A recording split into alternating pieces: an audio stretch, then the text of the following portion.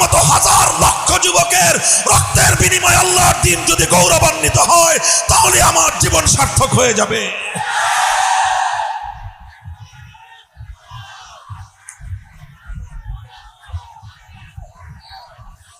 হে যুবক, মনে রাখো, এ জীবন চিরদিনের জন্য নয়।